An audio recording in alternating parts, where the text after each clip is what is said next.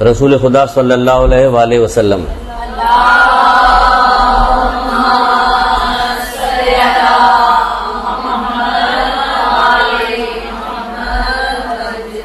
آپ ارشاد فرماتے ہیں کہ خداوند عالم کی طرف سے ہر رات ایک فرشتہ آتا ہے اور ندا دیتا ہے، آواز دیتا ہے. کیا آواز دیتا ہے؟ ہر رات ایک فرشتہ ندا دیتا ہے، پکارتا ہے لوگوں کو. اللہ کے رسول بتا رہے تو ہمیں پتہ چلے، ورنہ پکارتا رہتا ہے، لوگ غافل رہتے ہیں، کسی کو پتہ ہی نہیں.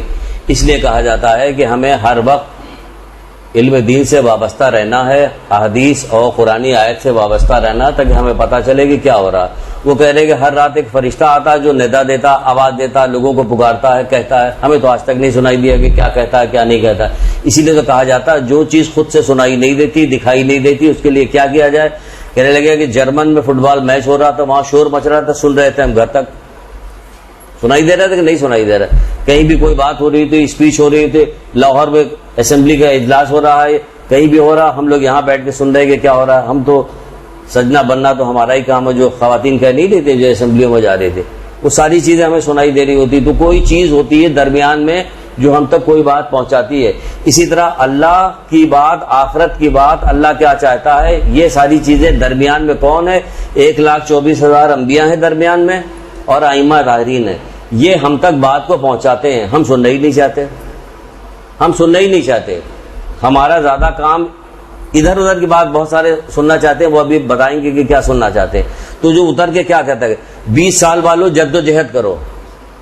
20 سال والوں کے لیے کہتا ہے 20 سال والوں جد و جہد کرو. بس کس چیز کی جد و جہد کرو؟ کیا جد و جہد کرنا؟ 20 سال والے تو کھیل تماشے میں لگے ہوئے، گانے بجانے میں لگے ہوئے، فیشن سے انہیں فرصت نہیں مل رہی ہے. 20 سال والے تو زیادہ وقت اپنا ہے، گھر والے بھی یہی کہتے ہیں، معاشرہ بھی یہی کہتا ہے کہ بھائی ابھی تو بچہ ہے، ابھی تو بچہ ہے، ابھی سن ہی کیا ہوا ہے. تو ان کو کسی چیز میں روکا ہی نہیں جاتا. ان کو وہ کہہ رہے کہ جد و جہد کرو، یعنی کہ اپنے کام میں، کاج میں تم آخرت کے لیے پیدا کیے گئے، اس کے لیے تم جد و جہد کرو. تو ہم دیکھیں کہ 20 سال والے کیا کر رہے ہیں. اس کے بعد 30 سال والوں سے کیا کہا جاتا ہے. اس طرح سے 80 سال والوں تک گفتگو ہو رہی ہے. پھر 30 سال والوں سے کہا جاتا ہے کہ دنیا کی زندگی تمہیں دھوکے میں نہ ڈالے، دنیا کی زندگی تم کو دھوکے میں نہ ڈالے. سارا کام، ساری فکر اسی دنیا کے لیے ہے. اگر آپ غور کیجئے، یہ دیکھیں کتنا اہتمام پروردگار کر رہا ہے کہ ہر رات ایک فرشتے کو بھیجتا ہے جو آواز لگاتا رہتا ہے، آواز دیتا رہتا. یہ تو لکھ کے لٹکا لینا چاہیے ہمیں گھر کے اندر. یہ اللہ کے رسول کی حدیث گھر میں لٹکی ہوئی، ہم دیکھ رہے ہیں کہ ہمیں آواز دی جا رہی ہے. روزانہ آواز ہمیں فرشتہ پروردگار بھیج رہا جو ہمیں روزانہ آواز دیتا ہے. 30 سال والوں دنیا کی زندگی تم کو دھوکے میں نہ ڈالے. یا 30 سال والوں کو کیا 80 سال والوں کو دھوکے میں ڈالا ہوا. اپنے چاروں طرف اپنا جائزہ لیجئے کہ ہم لوگ جس ماحول معاشرے میں ہیں. دیکھیں ہمارا ماحول معاشرہ جیسا بھی ہوگا، ہمارا حساب کتاب ویسے ہی ہوگا جیسا قرآن کہہ رہا ہے. اس سے ہٹ کے ہمارا حساب کتاب نہیں ہوگا. یہ نہیں کہہ سکتے معاشرہ خراب تھا تو ہم بھی خراب ہو گئے، معاشرہ ایسا تھا، سارے عورتیں بے پردہ تھی تو ہم بھی بے پردہ ہو گئے، سارے لوگ گانے بجانے میں مصروف تھے ہم بے. بھائی سب اب شادی بیاہ میں بھی ہم اپنے دل کی تمنائیں نہ نکالے پائے. ایک ہی بیٹا ہمارا تو ہم کیا کریں. تو سب جگہ گانا بجانا ہوتا تو ہمارے یہاں بھی ہو رہا.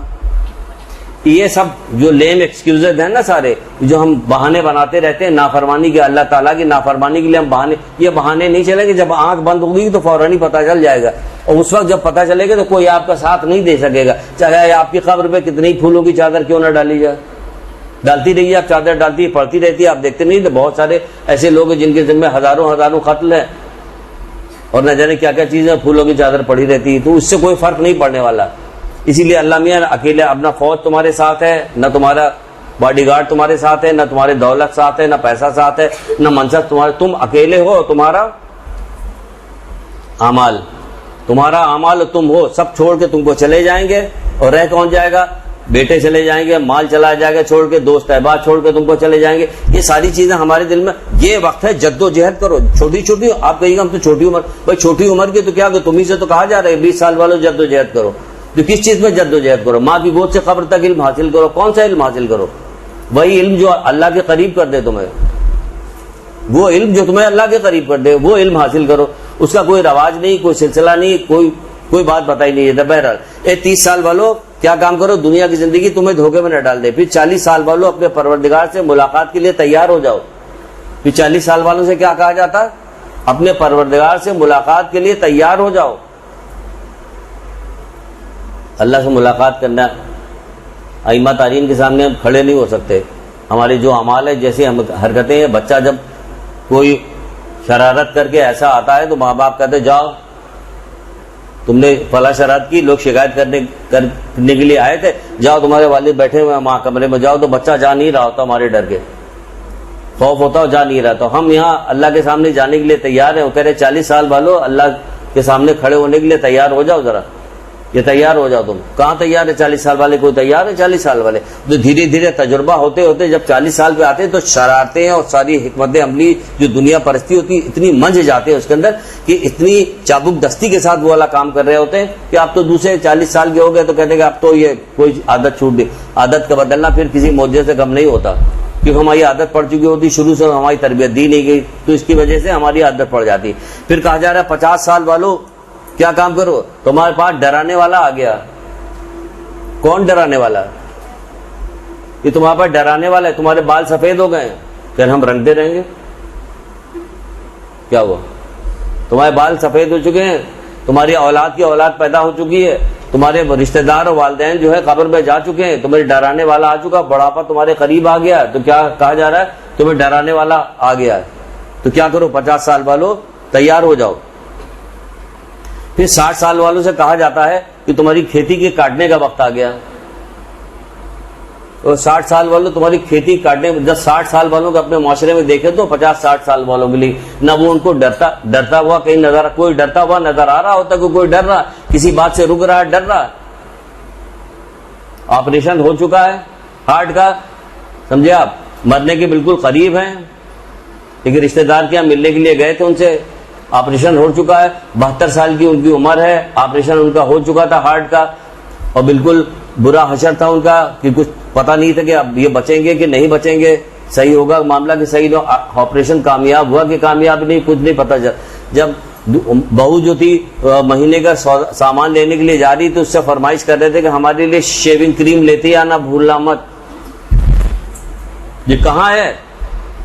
50 سال والوں ڈرنے کا وقت آ گیا۔ 60 سال والوں تمہاری کھیتی 60 یا 70 سال والا ہو گیا، اس کی کھیتی کٹ رہی ہے، ہو سکتا ہے کہ کھیتی کٹ رہی ہے، اس کو پتہ نہ چل رہا ہو، کھیتی تو کٹ رہی ہے، تمہاری کھیتی کٹنے کا وقت آ گیا، تو وہاں کہہ رہے کہ ہمارے لیے شیونگ کریم لیتے آنا، تو وہ کہنا کیا، ہم پورا معاشرہ دیکھ رہے ہیں کہ کیا ہو رہا،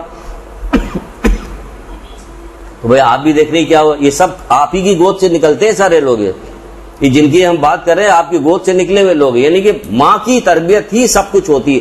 ماں کو زیادہ فوکس کرنا چاہیے، ماں کی گود اگر اچھی ہوگی تو یہ تربیت کرتے کرتے بچہ آگے کی طرف جائے گا۔ تو ماں کی گود ہی نہیں ہوگی تو کیا ہوگا؟ کسی بدبخت کو کہا گا، کسی بدبخت کی کہاں تلاش کرو کہ ماں کی کوکھ پہ تلاش کرو، کہ ماں کی کوکھ میں ہے بدبختی جو ہے، ماں کی کوکھ میں، تو ماں کو تربیت دی جا رہی ہے، آپ کی عزت کی جا رہی ہے، آپ کو اتنی زیادہ عزت دی گئی کہ آپ کے پیر کے نیچے جنت، اسی لیے کہا گیا کہ ماں کے پیر کے نیچے جنت ہے، ماں کے پیر کے نیچے آپ کو فضیلت بتائی گئی۔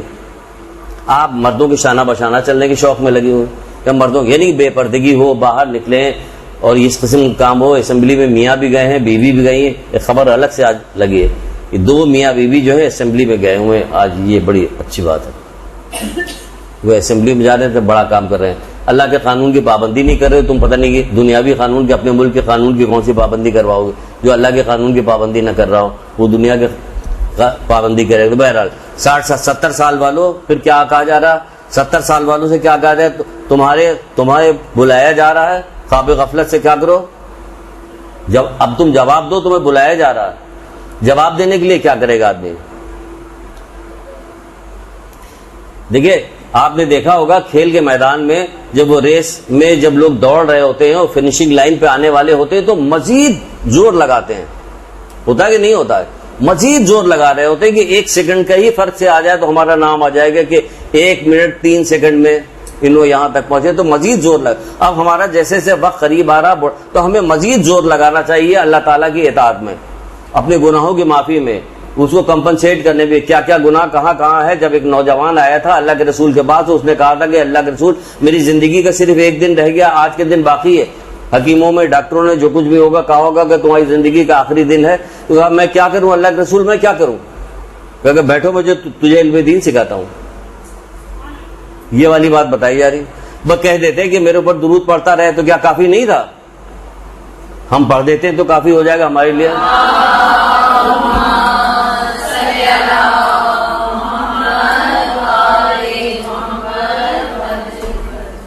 یہ کہا جا رہا ہے کہ وہ کہہ رہے کہ بیٹھ کو جو تجھے علم دین سکھاتا ہوں. بھائی کہتے تھے خانے کعبہ کا پردہ پکڑ کے لٹک جاؤ, دعا کرتے رہو, جا کے علی کا چہرہ دیکھو, علی کے چہرے کو دیکھنا یہ عبادت ہے. میرے پاس بیٹھے ہوئے تو اب تمہیں کیا ضرورت ہے ڈرنے کی. لیکن نہیں کہا بیٹھو علم دین سکھاتے, تمہیں بتائیں گا کہ تمہارے اوپر کوئی کسی کے واجبات ہے, کچھ رہ گیا ہے تو توبہ اللہ کرنا ہو, کسی سے معافی مانگنا ہو تو جا کے کر لو معافی, سب کام کر لو سارا. تو ہم کو جب اتنا وقت دے دیا گیا, 60-70 سال کے ہو گئے ہیں, تو کیا کیا ہے, کم سے کم یہ تو کر لو. یہ بھی نہیں.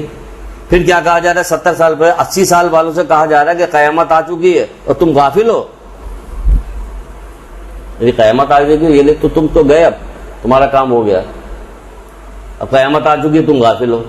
پھر اس کے بعد نیچے کیا دیا ہوا ہے, یہ جب حدیث یہاں پہ ختم ہوتی ہے تو ایک جملہ, 2 جملے 2 لائن اور لکھے ہوئے ہیں. پھر اس میں کہا جاتا ہے کہ پروردگار کہتا ہے کہ اگر رکوع کرنے والے, سمجھے, رکوع کرنے والے یعنی نماز پڑھنے والے,